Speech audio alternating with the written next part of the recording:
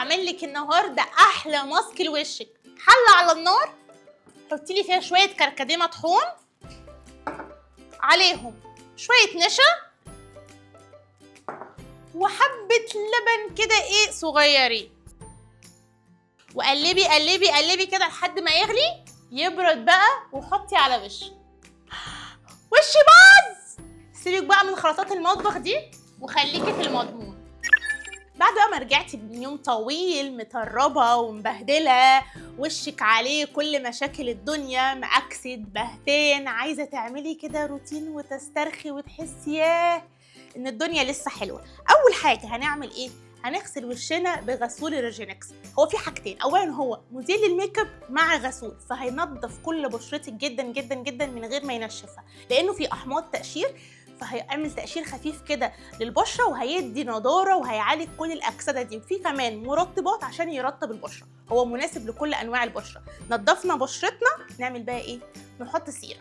السيرم فيه هيالورونيك اسيد، فيتامين سي ونياسيناميد، يعني هيرطب البشره، هيديها نضاره، هيوحد لونها، هيعالج اي اكسده وبهتان موجودين فيها. وكمان النياسيناميد هيعالج اثار الحبوب الحمراء وهيضيق المسامات. خلاص حطينا السيرم. احنا عارفين بعد السيرم لازم نحط كريم، ما ينفعش نحط سيرم ونرمي بشرتنا كده. نيجي بقى ايه؟ لكريم ريجينكس. كريم ريجينكس ده فيه ميزتين حلوين قوي. هما بيقولوا ان هو كريم للتجاعيد، بس هو مش بيعالج التجاعيد بس، لا هو كمان بيحمي من ظهور التجاعيد. مليان احماض امينيه وطحالب بحريه اللي هتشد بشرتك وتخليكي شكلك اصغر من سنك. مش بس كده، تديها نضاره، هتعالج كل الاكسده. يبقى انت داخله بشرتك بهتانه وعليها مشاكل الدنيا كلها، هتعملي كل الحاجات دي تلاقي نفسك ياه ايه ده انا صغرت 10 سنين مثلا. طيب قبل بقى ما تنامي، خلاص انت داخله تنامي، لا استني ما تناميش. هتاخدي نقطه قد كده صغيره تحطيها تحت عينك وفوق عينك على الاتنين. هتعرفه انت كده، عارفه لما تقولي انا عايزه عيني تبقى منوره كده، هو ده اللي هيخلي عينك منوره. كريم العين من ريجينكس. اولا هو بيعالج الهالات، كل انواع الهالات اللي ممكن تتخيليها في حياتك، سواء هالات تصبغيه بسبب الشمس او بسبب الاحتكاك، او الهالات اللي هي بتكون بسبب ان الاوعيه الدمويه مفتوحه فبتدي شكل الاخضرار او الازرقاء ده، او الهالات الوراثيه.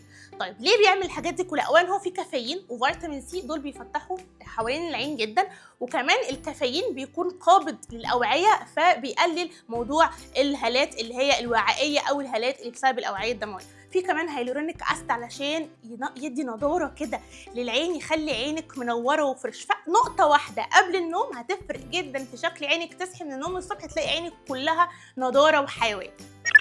جينا لكم بقى مع احلى فقره في اليوم اللي بتستنوها، فقره الاسئله اللي بتسيبوها لنا على الصفحه، هنجاوبها كلها النهارده. اول سؤال بيقول ايه؟ السؤال ده مهم. يا ترى الغسول مناسب لكل انواع البشره؟ مناسب لكل انواع البشره، ايا كانت نوع بشرتك ايه، دهنيه، مختلطه، جافه، عاديه، الغسول مناسب ليها، لانه في احماض تقشير اللي هو بيقشر خلايا البشره، ده مناسب، ده بتاع البشره الدهنيه والمختلطه. في مرطبات عاليه جدا زي الهيالورونيك اسيد والسيراميد، بيرطب البشره جدا ويديها نضاره، فهو مناسب لكل انواع البشره. ده كان اول سؤال. طيب تاني سؤال بقى، برضو السؤال ده مهم، بس ده بقى خاص بالكريم بتاع ريجينكس. بيقول يا ترى الكريم ده للتجاعيد بس، يعني انا لازم اكون كبيره في السن عشان استخدمه ولا ممكن اي حد يستخدمه؟ بصي يا ست الكل، انت شكلك بنت صغيره.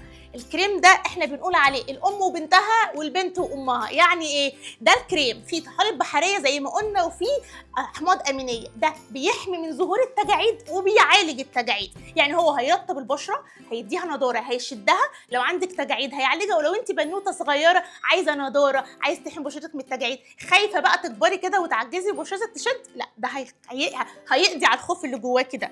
وده كده السؤال التاني. طيب في بنوته بتسال، هو الكريم العين ده مناسب للهالات الوراثيه؟ يا ست الكل مناسب للهالات الوراثيه زي ما قلت لكم في اول الحلقه، بس انت اهم حاجه انك تفضلي مستمره عليه، ما توقفيوش. احنا عارفين الهالات الوراثيه اصلا مالهاش علاج، فالحمد لله ان ربنا اكرمنا بكريم زي الريجينكس قدر يعالج الهالات. فلو انت بقى هالات وراثيه لازم تبداي تستخدميه، عشان اول ما توقفيه للاسف هترجع تاني.